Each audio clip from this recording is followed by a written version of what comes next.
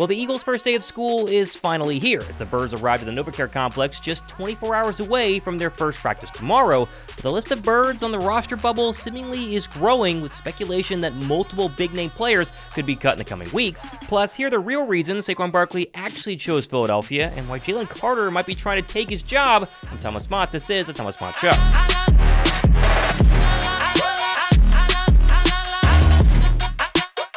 Exactly 190 days ago, Birds fans watched in horror as the inevitable happened down in Tampa Bay when Philadelphia flew down for an NFC wildcard matchup against Baker and the Bucks and got waxed to the tune of a 32-9 loss. And yet in those 190 days, the Birds team has had a complete makeover, really from top to bottom, and now has arrived at training camp earlier today as one of the clear favorites in the NFC once again. And honestly, the mood of the NovaCare complex today, it couldn't have been any better. Watch this. Football's back. How we feeling? Feeling great, baby. Let's go. First day of school. I'm feeling good. Excited for the new year. Good. Feeling great. How we feeling? You know, football all day. First day back. Let's go. Welcome back. Thank you. Thank you. Likewise. Good to see you guys. Definitely getting ready for this fun-filled year. Feeling great. Year 3, baby. Let's go. Back at camp. 2012. Best time of the year, baby. Class is in session. Good. Amazing, baby. Let's get it. I feel good. This is my love. I love my life. So, great to be back. It's good to be back. All right, guys. Great, baby. We're feeling awesome today. Amazing. Feeling great. Blessed to have another day. Thank you, God. Year number 10. That's a lot of years. You know it's going to go fast, so make sure you buckle up. Can we get 1,000 likes for training camp officially being here? I know it technically starts tomorrow, but they reported today. We are away from all the rumors. We're going to get cold, hard facts in the field. Let's get 1,000 likes on today's video. Also, Meech, need you to go ahead and email me. You won the Jalen Hurts Nike t-shirt giveaway. I already gave away the AJ Brown one. The person contacted me yesterday. But Meech, go down below. Send me an email. I want to get you your t-shirt. Now, as mentioned before, Philadelphia has their first practice, of course, tomorrow, and it's going to mark the most physical and intensive training camp of Nick Sirianni's career. As Zach Berman pointed out today, the Birds are going to have 3 more actual practices with less walkthroughs than each of Nick Sirianni's previous first 2 training camps. And while all the Birds, of course, showed up today, the same can't be said for former Bird Hassan Reddick, who officially began his holdout from New York Jets training camp this morning following the trade from Philadelphia and then stunningly dumb lack of a new contract by New York. Honestly, I don't think there's been a worse handling of an offseason player than the Jets with Reddick the past few months. Like, why trade a third-round draft pick for a guy who wants a new contract and then not give him a new contract? I guess it just days like today where I continue to be thankful my GM is Howie Roseman and not somebody else. Now, of all the new signings, the most anticipated debut, at least for training camp, has got to be Saquon Barkley in the Eagle 26, out there with his teammates. When the pads finally come on, I absolutely cannot wait. And we got even more footage yesterday from Barkley's sit-down with Diana Rossini via The Athletic, where he explained exactly why he chose Philadelphia, and the reasons could not be any better. And then you go into the meeting, you sit in that team meeting, you look, and you're just like, damn, like, there's some ballers on this team. Like, you knew it going against them, and when you're game planning against them, but like you're in that room and then you're just like, oh no, that's Jalen, that's Lane, that's AJ Brown. Like, you know, you're not. I'm a fan of the game, so seeing all those guys and it's like, all right, like, you know, this something could be special here, but we gotta make it happen. Oh, it's like Philly, like it's so crazy when you see it from the opposite side. Like like I said, I was in New York and going against them. Like you just like got a different viewpoint of everybody. But then, well, what did you think of them compared to like what the reality is? Like, you saw them as what? Like, what was Philadelphia when you were a New York Giant? Crazy, but they're still crazy, but in a different way. Like it was more of like when you're on the Giant side, you're like, whoa, these motherfuckers are insane. Yeah. But like in this side, you're like, oh no, it's like they bleed this. Like this is Philly. Like this is like it's Eagles, Flyers, Philly. Like they bleed this. Like we lose on Sunday, like they having a bad week. Like if it impacts their week. Like Philly fans and even like Nick, like when Nick, I remember, you know, playing him in the playoffs and like you see him across the sideline and like he's doing all this stuff like that and like we on that side, you're just like, oh man, like I know I would never stand that guy. And then like I'm in meetings with him and he's a head coach and I'm sitting and talking to him and now me and him are like this, like we're locked in and it's like same thing with Jalen, same thing with all those guys. So it's like it's different from seeing it that side, but when you're here and it's like especially the fans, it's like wow, like it gives you like similar to that college vibe. And like me going to Penn State, a big school, and those games that I was able to play there, like being on the side. I remember playing the Link division playoffs and Uzi came out and the stadium was just rocking. Or even in the Christmas game, like they had like this light thing. I was like, damn. I was like, this joint is crazy. But like now it's like you're like, I can't wait. Like I'm itching. I can't wait for camp. Like, I can't wait for the season. Like I can't wait to that first game. Obviously, our first game is in Brazil, which is gonna be pretty cool. Yeah. But the first time in the Link, like scoring a touchdown in there, like feeling that atmosphere, like knowing like how passionate this team is, like knowing they're all about you going out there, giving your best, winning, playing tough, playing hard, and like just buying into that culture. Like that's what I'm really looking forward to doing. Again, I can't imagine my GM not being Howie Roseman, but that's just me. Although if you believe Eagles running back coach Jamal Singleton on the British and Irish Eagles podcast, Barkley apparently is going to have a little bit of friendly competition from some unexpected teammates when the Eagles get down close to the goal line. But there's usually 3 individuals on our team that continually are in my ear about, and they'll even show me their stats. Look what I could do. Look at these stats. I was like, amazing. So my phrase to these guys is always, everybody wants to run the rock, but what if I need you to block? They don't want no part of that. So those 3 guys are Jordan Mailata. Jalen Carter feels that would be a really good fullback in short yardage. And Jordan Davis. Personally, my vote's for Jalen Carter, just based on experience at UGA, but hey, jumbo formations, we don't do a lot of them, could be fun. Now today, we also got the launch of the brand new Jalen Hurts Foundation, whose goal, self-reportedly, is to provide resources and support programs to create positive role models among our youth. Jalen himself, showing off his role model status, donated $200,000 of his own dollars to Philadelphia school districts, which this summer helped fund 300 brand new AC units. And while Hurts' off-field accolades obviously should be praised, the focus is immediately shifting back on his on-the-field activities as tomorrow again begins training camp, where QB1 has to navigate not only being the starting quarterback of the Philadelphia Eagles for a 3rd consecutive year, but learn a brand new offense for a 3rd consecutive year in terms of Kellen Moore and the system that Jalen Hurts himself called 95% different than what the Birds ran in 2023. Still, though, we expect Hurts to have his up and downs. Every quarterback does during training camp. I'm more interested in who are the players right on the bubble. Who are the guys that maybe are going to make the roster just barely, or who are guys we think are going to make the roster and end up don't. So I sat down with Bleeding Green Nation's managing editor Brandon Lee Gowton, and somebody who will be at every single day of Eagles training camp as a member of the media. You're going to see a lot of his footage on my channel from his Twitter account, and he gave us a ton of information on who he thinks could be setting up for a strong or maybe even disappointing training camp. Without further ado, here's Brandon Lee Gowton. Usually there's a ramp-up period in there. I think that's kind of negotiated with the NFLPA and everything. I think the players, get a certain amount of time before the pads really go on. And even then, obviously, the Eagles run one of the more light training camps relative to the rest of the league. That could be a little bit different this year, potentially, with some of the talk about, adjusting practice in the past, within the past year or so here. But I think for the most part, it's going to be similar to what we've seen in past years. But it's an exciting time of year because obviously you get to see how this roster is shaping up, some of these camp battles. And sometimes, you see players in training camp who don't really translate it to the regular season and vice versa. But sometimes you kind of do get a good glimpse of, this player is on the rise. Or even like a key player is like a quarterback, let's just say, for example, is looking really good or really bad. That kind of sets the tone for that season. It's a great point. I mean, Jalen Reagor was like the ultimate training camp wide receiver. You think about the one-handed catch that he had in the Patriot joint practice. Everyone said, it's finally Jalen Reagor time, and then he never really turned out to be anything. I want to quickly start, though, because I mentioned this in my show for this one a little bit earlier. I'm sure you've seen it by now. The whole Diana Rossini report, where she's basically said that there was a lot of tension between Jalen Hurts and Nick Sirianni. Not new, we've heard that. But then when she was asked about the offense, and she said it was 100% Nick Sirianni, which, again, we kind of assume, but there was always this idea, how much is Brian Johnson, how much is Jalen improving, how much is Nick Sirianni? And again, it's a guess, but do you think that they've solved this whole issue of the Sirianni and Hurts drama and the idea that Sirianni runs the offense 100%, just giving it off to Kellen Moore? Do you feel confident, just as an Eagles fan, that they fixed the main issue? It seems to be the tension between quarterback in terms of, play calling versus the play caller versus the head coach heading into 2024? This is kind of obvious, but I don't think I can assume they have fixed it till we see it, right? The results on the field. That's going to more than anything, speak to, have they addressed this? Have they ironed this out? And, there's still too much weirdness in that category. I'm sure the first question Jalen Hurts is going to be asked at training camp on Wednesday after practice, when I presume he speaks, is going to be about his comments about Nick Sirianni and his less than ringing endorsement back when the Eagles were wrapping up minicamp there. So, that's going to come up. And then obviously we're all going to watch closely. How is Jalen Hurts performing in this offense where he didn't look totally comfortable in the spring, and then he goes out and says it's 95% new. So there's a lot to prove here still on the offensive side of the ball.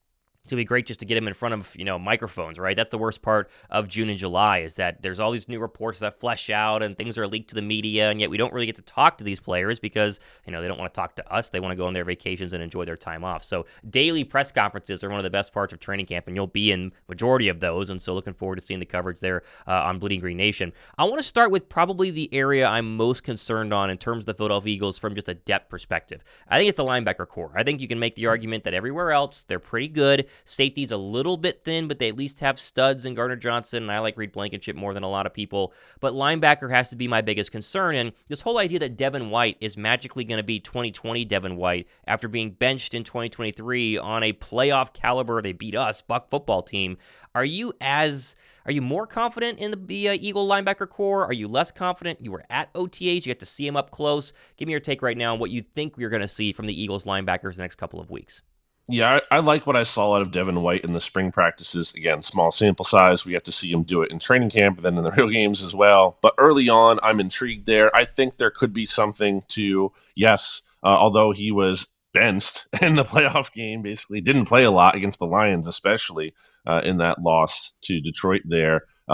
He's healthier, seemingly, than he was last year. He seemed to be dealing with a nagging injury issue, so there might be something there. It doesn't mean he's going to be an all-pro or anything by any means, but do I think he can be at least a one-year player who helps them this season more than he hurts them? I think there's a possibility of that. So far, I'm intrigued by what we've seen from him. Also intrigued to see what the Eagles might be able to do with him as a blitzer as well. I think that's kind of an intriguing thing they have not really had for a bit here, a blitzing linebacker they can use. But outside of Devin White, I just don't know. I don't know if Zach Bond is even truly going to be a starter for this team. I would lean towards that way right now, just because he was taking a lot of the first team reps in the spring practices. Vic Fangio was he mentioned Zach Bond first when asked about the off-ball linebackers, but Nakobe Dean is still here. And then you kind of have some lesser established names, obviously like a Jeremiah Trotter Jr. I think he's kind of fighting an uphill battle to start, but could, if he looks great over training camp, could carve his way into there. Ben Van Sumeren, Brandon Smith, we're scraping the bottom of the barrel here when we're talking about guys being sure things. So there's a lot of uncertainty there. The other kind of uncertain area for me is wide receiver 3, and it's way less impactful because you have AJ and Devontae, and even to a lesser degree a tight end in Dallas Goedert. So your wide receiver 3 doesn't have to be perfect, but you have an injury. They're going to run a lot of 4 wide receiver sets in the Kellen Moore offense. It's nice to have a good one, and Paris Campbell is very similar to Devin White. I mentioned this on a show a couple days ago. It's the exact same story. He was really good with the Colts, or really good in terms of 3 touchdowns and 600 yards. Really good for a wide receiver 3, and then basically plays 27% of snaps with the Giants wide receiver core last year. It's not a good look, and yet we just assume he's a lock for wide receiver 3. Do you expect him to take a big leap forward in training camp, or do you have your eye on somebody else behind him who maybe could go ahead and steal the spotlight? Yeah, I don't really have high hopes for Paris Campbell being anything amazing. I think realistically, I'm thinking, okay, maybe he can just be fine and solid. And even if he's your wide receiver 3, I don't know that means that you're not going to try to rotate other guys in there too, like Johnny Wilson if he shows something, like Aniyah Smith if he shows something, or go out and trade for someone or pick someone off the waiver wire. I think that's a position they're going to be looking to address. But it's significant, like you said. I mean, obviously there's the angle if there's an injury to one of the top 2 receivers. But even if there's not, let's just say they're healthy, which, you're in a great position if that's the case. But Quez Watkins the past 2 years, he averaged 47 targets, I believe, per season. So that's not nothing. Right. That's a decent amount of targets. And they're going to have to find someone who, again, it's not like they have to be a rock star for that role, but at least, can't be a total nothing, can't be a total zero non-factor who's struggling out there. The wide receiver, just overall on the depth chart, that I find a really hard time figuring out how he makes the roster is Britain Covey. And I like Britain Covey. I think he was fantastic in terms of special teams. But as you go through, are they going to keep, 5 wide receivers, 6 wide receivers at most? Well, you're not going to cut the rookies, right? You got to see what Aniyah Smith and Johnny Wilson have, unless you want to move them to the practice squad. Do you see Covey having any shot at actually being on the final 53, or are we going to see him be a practice squad who's elevated like he was last year? Yeah, he hasn't made it each of the past 2 years, the initial 53-man roster. But I do think he has solidified himself here more than the past 2 years. I mean, he was the best punt returner in the NFL, if not the first, because the Chargers have a really good one too, like second. Like, he's right up there. Right. And obviously, we haven't seen him break a big one yet. And I think that would do a lot for his kind of image and would be obviously great to see. But I think he's so good in that area. That's just not something they want to give up. I mean, the Eagles had the #1 special teams unit in the NFL last year, and Britain Covey was part of that. And I think, he does have value there. We haven't seen yet, him provide major value as an offensive piece, and I don't expect him to be some kind of major weapon in that regard. But I think he'll get more opportunity to do that than he has the past couple of years here in the preseason and whatnot. So as long as he can be okay in that role, then I think he's going to make the case that he deserves to be on this team. I want to give fans just a little bit of clarity for the water cooler talk that will inevitably happen at all their jobs as we get through training camp, especially the first couple of weeks, because I was always told whenever I was, going to Panther training or Carolina Panther training camp, which is like my one little training camp hit, and Falcon training camp, that defense is going to be way ahead of the offense, especially early on. And it feels like that's a point that needs to be driven home, especially for this rendition of the Eagles training camp, because they're trying to still implement the Kellen Moore offense. And so you've been to a lot of these training camps. Is that what we should expect from the Eagles? Is that Jalen Hurts throws a lot of picks early on, and the defense wins, most of the days early on, and then there's a switch where the light kind of comes on for the offense? Yeah, I kind of downplay this because I feel like I've heard it both ways sometimes. Well, it's like, oh, well, then if it's the opposite case, if the offense looks sharp and the defense doesn't look good, it's like, oh, the offense is ahead of the defense. But I will say, having talked to Mike Quick, our Eagles legend and commentator, he brought up to me, he's like, no, usually the defense can be ahead of the offense. So I'm like, well, I defer to you on this, Mike. You would know better than me in this case. So I do think that's something of a thing. Now that I think about it, and also looking at where the Eagles were in spring, I mean, that's very clearly the case. The defense was very much ahead of the offense. So yeah, I mean, it's, you can't read into things too much, I think, in the first few days of training camp, but then it gets to a point, obviously, where you can. If we're talking about day 10 of training camp, sure, and things still aren't ironed out, and these days are kind of stacking, I think that's what you're looking at really over the course of training camp for anything, for a player on the rise, for a quarterback, for a certain position group, a unit. It's really about stacking those days. And you can continue to see that evidence over and over and over. Well, then it becomes harder to ignore. That's a great point. And I think that goes for where you're at on the depth chart, especially these first, like you said, maybe 10 days, right? Because it's going to be a very simple depth chart. It'll be Slay on one side, probably Rodgers on the other in terms of the cornerback battle. It'll be White and probably Zach Bond. And then if you start to see Nakobe Dean, start to get more and more first-team reps as the days and weeks go by, then it kind of indicates where they're actually at in terms of where the coaches view them on the depth chart. So for fans who are watching and just getting ready for training camp, you're wondering, why is Keely Ringo with the second-teamers, or why is Quinyon Mitchell with the third-teamers? It's because, it's early on, and there is some sort of level of seniority when it comes to the beginning part of training camp. Speaking of Ringo and Rodgers, the cornerback battle it's the most fun battle because even the losers are still really good players, and so the only people that win are Philadelphia Eagles and Philadelphia Eagle fans because they're going to be great. I've kind of gotten a little bit more towards the idea I think it will be Isaiah Rodgers. There's just something about him that feels very different than cornerbacks we've had in the past. I think it's him and Slay on either side. Do you see Ringo making a big push there and keeping it close in terms of the competition, or are you with me and really believing it's going to be Isaiah Rodgers? I think it's going to be a fierce competition, at least based on what we saw in the spring. A lot of those guys looked really good.